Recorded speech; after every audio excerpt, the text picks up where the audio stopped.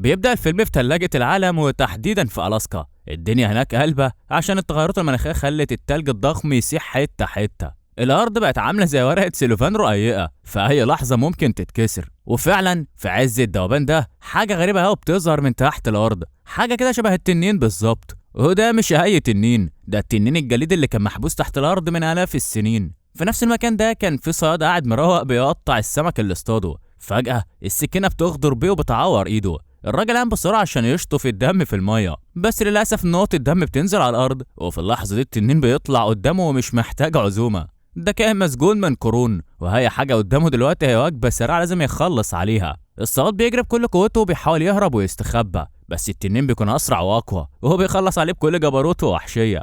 بعد كده بنطير على قرية جنب المنطقة دي اسمها بيبر ميلز. الناس هناك عايشة في أمان الله، كل واحد مشغول في حاله، مفيش حد عنده فكرة خالص عن الكارثة اللي بتصحى في التلج. كل واحد بيخلص شغلانته عشان يلحق بيته قبل ما الليل يليل. وهناك كان اتعرف على واحد اسمه جاك. من ساعة ما اخوه مات وهو قال الدنيا طناش وبعد عن الناس. جاك ده نجار وكان رايح يصلح كام حاجة كده في مطعم القرية. في المطعم في بنت اسمها كلير باين عليها دايبة فيه ومهتمة تعرف عنه كل حاجة. فكرت انها تعمل حاجة وتطلع له بكوباية قهوة عشان تعرف تفتح معاه كلام، بس للأسف القدر كان ليه رأي تاني. الدكتور ديفيد بيوصل في اللحظة الغلط، بياخد القهوة لنفسه بكل سهولة، وكمان بيعرض على كلير انهم يخرجوا يتعشوا مع بعض. ومن الكلام اللي دار بينهم واضح ان الدكتور ديفيد ده بيحاول يصطاد كلير كتير وبيطلب منها خروجات وعشاء، بس هي كل مره بتكنسله. المره دي كمان رفضته وكسفته قدام الكل، وطبعا ديفيد اتنرفز ومشي وسابها. بعد ما ديفيد ساب المكان كلير راحت تتكلم مع جاك واعتذرت له ان القهوه اللي كانت معموله علشانه الدكتور سحبها بالغلط، وعشان تعوضه عرضت عليه انه يدخل ياكل لو كان جعان. وفعلا جاك وافق لانه كان على لحم بطنه وما اكلش اي حاجه من امبارح. اول ما جاك دخل المطعم عينه وقعت على ست عجوز اسمها ايدن، وقعد يستغرب ليه هي قاعده لوحدها وطالبه وجبتين. كلير شرحت له ان ايدن بتيجي كل يوم تعمل نفس الحركه دي عشان كانت متعوده تعملها مع جوزها، ومن بعد ما مات وهي مصممه تفضل فاكراه بالطريقه دي. كلير لاحظت ان جاك سكت وحزين طول الوقت، فقعدت تحاول تفهم ايه اللي وصله للحاله دي. ولما عرفت ان اخوه مات حاولت تواسيه على قد ما تقدر، واكدت له انها حاسه بالوجع بتاعه وفاهماه كويس قوي اللي بيمر بيه. لكن جاك قافل الموضوع، مش عايز يفتح بقه بكلمه، بيشرب القهوه بتاعته وبيقرر يرجع البيت بسرعه. في نفس التوقيت ده بنشوف راجل مسن قاعد في بيته وخرج عشان يحط اكل للكلب بتاعه. الراجل بيتجمد في مكانه من الصدمه لما بيلاقي جثه غزال ضخمه مترميه قدامه، والجثه دي متاكله ومتقطعه بطريقه مرعبه ومخيفه. طبعا الخبر ده بينتشر في البلد كلها زي النار في الهشيمة عن طريق الراديو. المذيعة بتحاول تقلل من الموضوع وبتحاول ان ده اكيد شويه عيال صغيرين بيعملوا مقلب سخيف في الراجل ومش اكتر، والمذيعة مستمر في الكلام ان مفيش اي حاجه تدعو للقلق او الرعب. وللاسف محدش في القاره دي مستوعب انهم عايشين في قلب كارثه ضخمه. جاك بيسمع كل الكلام ده وهو مش فارق معاه خالص، كل اللي في دماغه انه يرجع بيته وبس. بعد شويه الدكتور ديفيد بيجيله لحد البيت، وجاك بيستغرب جدا من الزياره المفاجاه دي. ديفيد بيلف ويدور في الكلام وعايز يفهم لو في اي حاجه بين جاك وبين كلير، لانه معجب بيها وبيحبها ومش عايز منافس في الساحه. جاك بيطمنه وبيقول له بصراحه انا اول ما اقبض فلوس تامين الحادثه بتاعت اخويا هلم حاجتي واسيب البلد دي اللي فيها، انا مش مهتم باي حد تاني خالص. طبعا ديفيد بيفرح جدا وبيطمن قلبه، وبيطلب من جاك لو احتاج اي حاجه يكلمه في اي وقت، وبيودعه وبيمشي. وهو ماشي بالعربيه بيركن على جنب عشان يدخل الحمام، وبيكون قريب جدا من الغابه. فجاه بيسمع صوت غريب ومرعب بيقرب عليه، بيتصدم لما بيشوف التنين واقف قدامه. ديفيد بيجري زي المجنون وبيستخبى في مكان امن. اول ما بيطمن ان التنين مشي وبيحس انه بقى في امان مؤقت، بيقرر يرجع للعربيه باقصى سرعه عشان يهرب من المنطقه دي كلها. بس للاسف مجرد ما بيركب العربيه التنين بيظهر قدامه تاني. ديفيد مش بيلحق يعمل اي حاجه وبينتهي بالحال انه بيموت على ايد التنين بكل وحشيه وجبروت. تاني يوم الصبح راجل تاني بيخرج لنفس الغابه دي عشان يصطاد، بيلاقي علامات غريبه جدا على الارض، اثار لحاجه ضخمه ومرعبه. بيحس ان في مصيبه بتحصل، فبيبدا يدور في المكان كويس جدا لحد ما بيشوف التنين قدامه. من كتر الصدمه والهلع الراجل بيمسك سلاحه وبيبدا يضرب نار في الهواء بشكل عشوائي ومجنون. في نفس اللحظه دي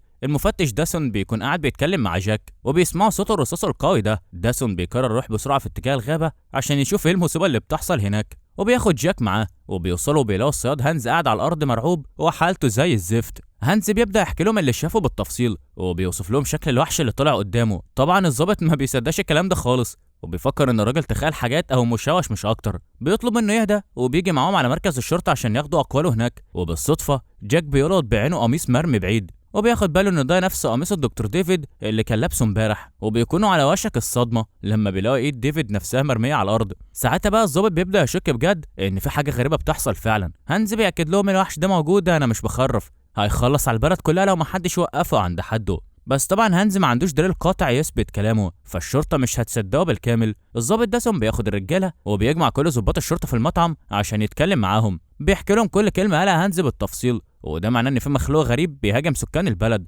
وان حياه الكل في خطر حقيقي. بيقرر داسون ينبه الناس رغم انه مش واثق 100% في حكايه التنين، بيطلب منهم محدش يخرج من بيته غير للضروره، وانهم ياخدوا حذرهم في كل خطوه، لحد ما مساعدته سوزي بتوصل ومعاها ايده الدكتور ديفيد. الناس بتتجمد في مكانها من الصدمه والرعب بيزيد اكتر. الضابط بيكمل كلام وبيأكد عليهم محدش يقرب من الغابه نهائيا، وانهم لازم ياخدوا بالهم كمان من حيواناتهم الاليفه لحد ما يوصل لحل للمشكله ويتاكد من حقيقه الوحش ده. في اللحظه دي اهل البلد بيسالوا الضابط سؤال غريب جدا: ايه اللي هنعمله في الاحتفال السنوي بتاع القريه؟ جاك بيتجنن من السؤال ده وبيستغرب ازاي مش حاسين بالمصيبه والكارثه اللي هم فيها وبيفكروا في الاحتفال.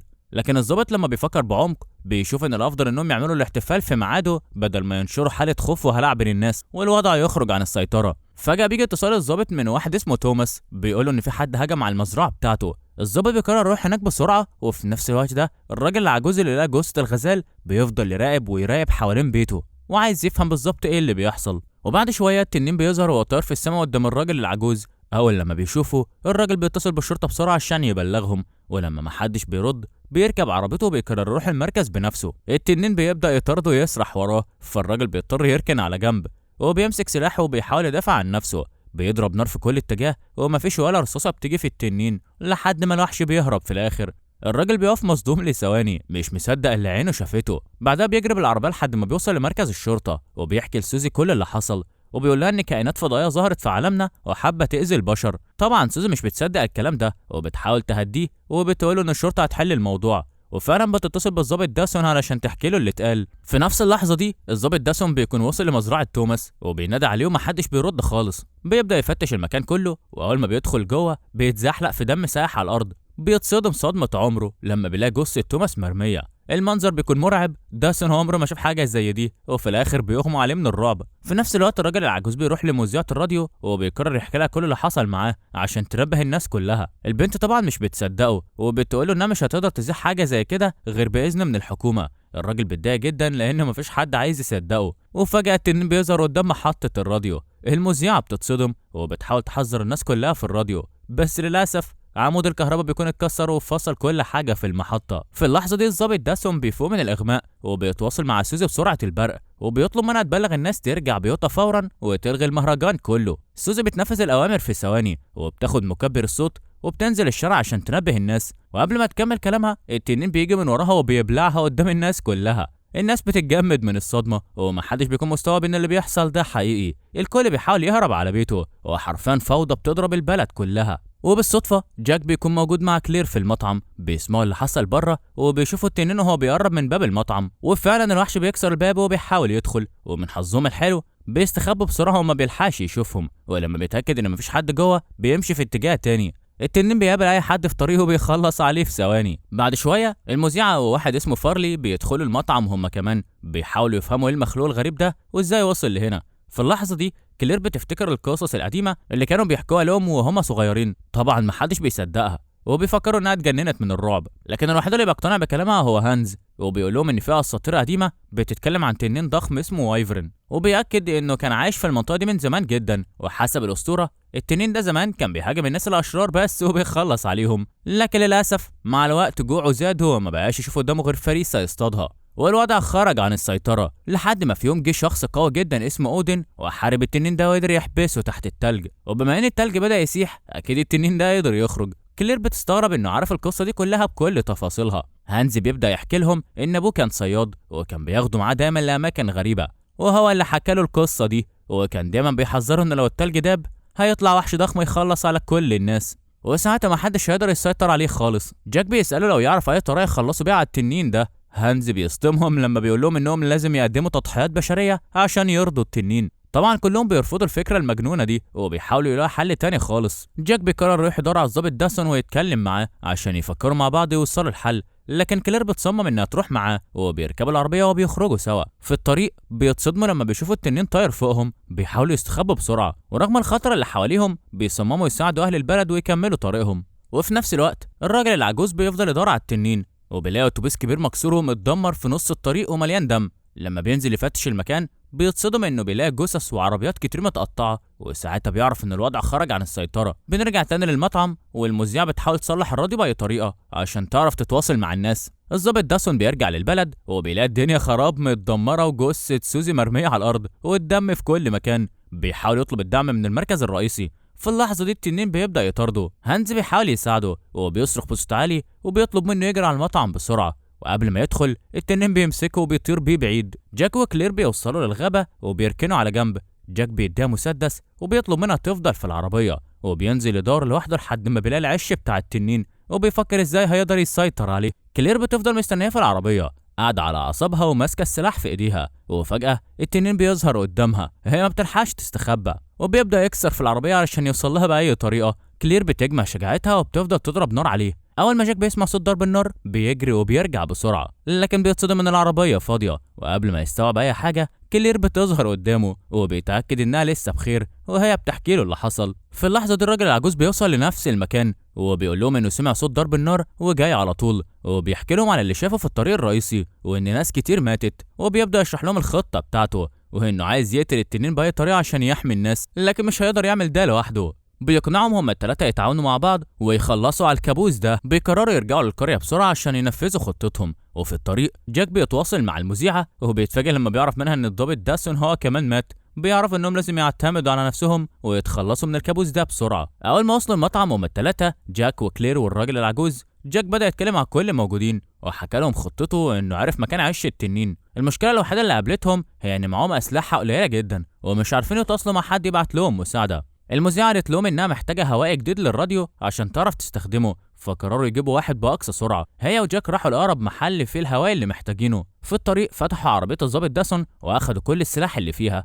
وسلموه للراجل العجوزة قبل ما يمشوا. الراجل بدأ يوزع الأسلحة على كل الموجودين. بعد شوية جاك وصل بالهوائي الجديد وراح بسرعة عشان يركبه في مكانه. أول ما طلع فوق السطح التنين رجع تاني. المذيعة حاولت تساعده، مسكت السلاح وفضلت تضرب نار على التنين عشان تبعده عن جاك، لكن للأسف جاك اتصاب وبذل مجهود خرافي عشان يركب الهوائي. ونزلوا ورجعوا المطعم بسرعة. المذيعة بدأت تستخدم الراديو عشان تظبطه ويشتغل. جاك حاول يتواصل مع مركز الأمن ويشرح لهم الكارثة اللي هم فيها، لكن للأسف الإشارة كانت ضعيفة جدا وكل شوية بتقطع. جاك عارف إن محدش هيصدق قصة التنين دي إلا لما يشوف بعينه، فكذب عليهم. قال إن في انفجار ضخم حصل في البلد وإن في تسريب غاز في كل مكان، واكد لهم انهم محتاجين مساعده فوريه. بس للاسف الخط قطع قبل ما يكمل كلامه وما بقاش عارف هم سمعوه ولا لا. جاك قرر انه لازم يعتمد على نفسه هو اللي معاه، وقرر انه هيحارب التنين بنفسه. الكل وافق يساعده وبداوا ينفذوا الخطه وجمعوا كل السلاح والمعدات. فارلي جاب شويه بنزين بس اتصدم لما لقى التنين موجود فوق البيت. التنين ضربه ضربه قويه جدا،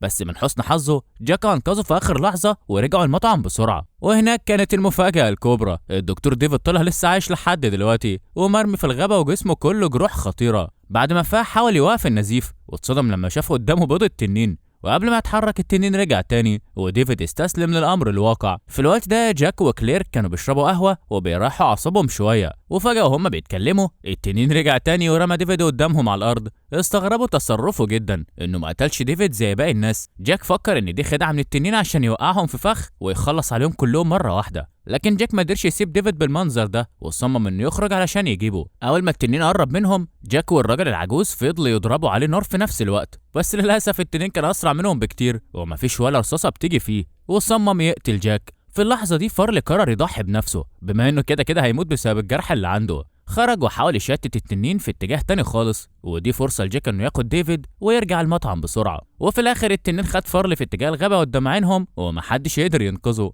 زعلوا عليه جدا وتأثروا بالتضحية دي. بعد شوية جت رسالة من مركز الأمن وعرفوا إن في طيارة هليكوبتر جايه في الطريق عشان تساعدهم، لكن أول ما قربت على البلد للأسف التنين وقف في الطريق الطيارة وهجم عليها، قتل الطيارة ودمرها بالكامل ورماها باللي فيها في المية. جاك غضب جدا لأنه ده كان آخر أمل ليهم. بعد شوية ديفيد بدأ يتحسن وقدر يتكلم وقال لهم إن في بيض للتنين موجود في الغابة وإنه خطر عليهم ولازم يخلصوا منه بأسرع وقت. في اللحظة دي جاك بقى مجبر يرجع تاني للغابة ويدمر البيت ده بأي طريقة قبل ما الكارثة تكبر أكتر. جمعوا كل الأسلحة بتاعتهم وراحوا هناك. بالصدفة شافوا مولد كهرباء ضخم مرمي على الأرض ففكروا يستخدموه عشان يدمروا البيض. كل واحد قام بدوره، وهانز قدر يصلح المولد ويشغله. جاك استعد عشان يدمر البيض، لكن التنين ظهر وهرب، فغضبوا جدا بعد ما اتأكدوا ان هانز مات. صمموا انهم لازم ينتقموا منه، لكن جاك غير رأيه وشاف انهم لازم يسيبوا البيض ده دلوقتي، لان هو الطعم الوحيد اللي في ايديهم، واكيد التنين هيرجع عشان ينقذهم. جاك قرر يروح ياخد الشاحنة الكبيرة اللي شافها في الطريق ويستخدمها عشان يصطاد بيها التنين. الجميل انه بدأ يحب كلير وحاول يطمن عليها ويتأكد انها في امان، وعايز ينقذها هي واهل البلد بأي طريقة. حط البيض في الشاحنة واتحرك بيها بسرعة عشان يلفت نظر التنين لمكانه، وفعلا الخطة نجحت والتنين بدأ يهجم على العربية. فجأة جاك فرمل العربية وخبط التنين بقوة كبيرة، ورجع كرر نفس الحركة تاني. بعدها ساب بأقصى سرعة وفضل مكمل ومطنش كل هجمات التنين لحد ما وصل قدام حافة جبل عالية جدا. نط من العربية وسابها للتنين. العربية وقعت بيه وبأولاده من فوق الجبل وانفجرت بيهم هما التلاتة. خطة جاك نجحت في الآخر، ونفذ وعده لكلير اللي كانت مستنياه بفارغ الصبر وخايفة يكون حصل له حاجة. أول ما شافته جاي من بعيد فرحت جدا واطمنت إنه بخير، وفي الآخر اعترفت له بحبها، وهو كمان اعترف لها وقرر إنه يفضل معاه في البلد وما يمشيش أبدا. دي كانت قصة التضحية والنجاة من كابوس التنين الجليدي. يا ترى لو كنت مكان جاك كنت هتتصرف ازاي؟ وهل كنت هتغامر بنفسك عشان تنقذ البلد من الوحش ده؟ يلا بسرعة شاركنا رأيك في التعليقات تحت، وقول لي ايه رأيك في الفيلم ده، وما تنساش تعمل لايك للفيديو ده عشان يوصل لأكبر عدد من الناس، وتشترك في القناة وتفعل الجرس عشان ما تفوتكش الملخصات الجاية لأقوى الأفلام. سلام.